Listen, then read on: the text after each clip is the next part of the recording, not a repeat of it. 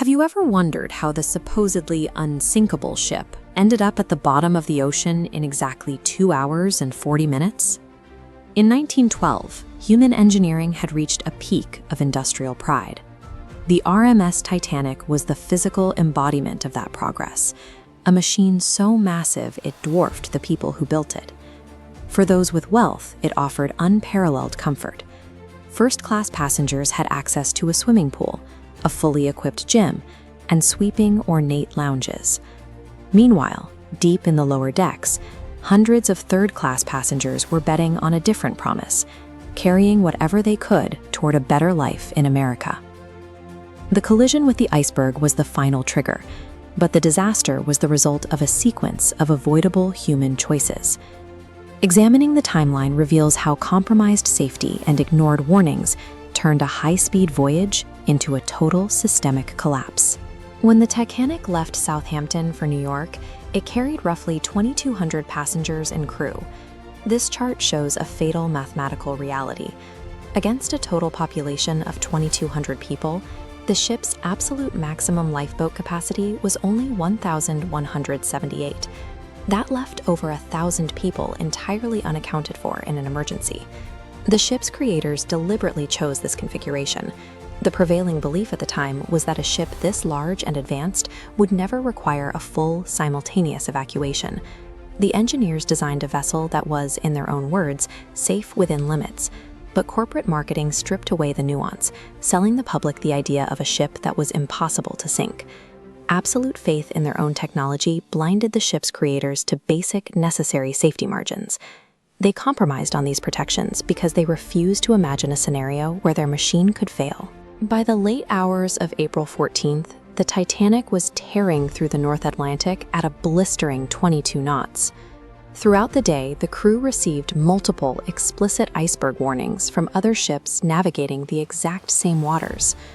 Despite these messages, the ship's speed was never reduced. Records point to two main reasons for this.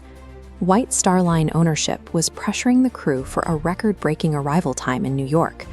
Simultaneously, Captain Edward Smith was nearing retirement, reportedly eager to make his final voyage a memorable one. The exact conversation on the bridge that night is lost, but the outcome is clear.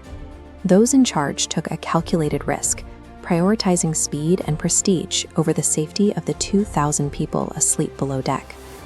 At 11:40 p.m., the lookout finally spotted the danger. The immediate order was given to turn the wheel hard a starboard, but the momentum was too great. The iceberg violently scraped along the side of the hull. This diagram shows the extent of the damage. The iceberg breached 6 watertight compartments in a single scrape. The hull was engineered to stay afloat with 4 flooded compartments. Once water spilled into the 5th and 6th, survival became mathematically impossible. The ship's chief designer, Thomas Andrews, surveyed the damage and did the math.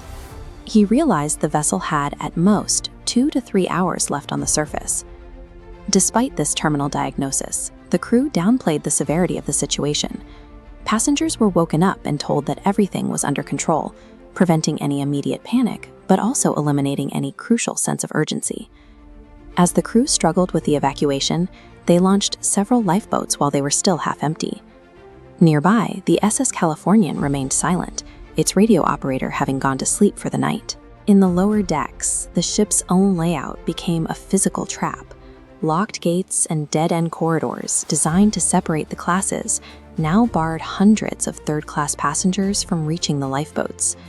Rigid social divisions, a complete breakdown in communication, and an overwhelming disbelief in the ship's vulnerability turned what should have been an organized evacuation into a desperate scramble to survive.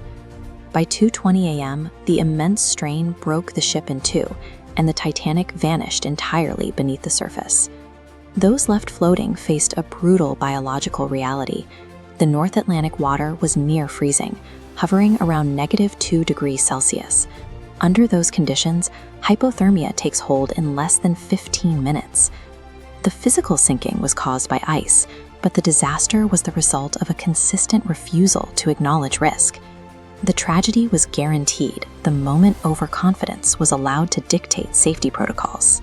That specific brand of arrogance isn't locked in 1912. Modern companies still routinely strip away safety redundancies, ignore glaring systemic warnings, and bet everything on the assumption that their specific technology cannot fail. The Titanic stands as an enduring mirror. It forces us to look at the systems we build today and ask, when we see the red flags in our own endeavors, do we actually change course, or do we just keep pushing forward at full speed?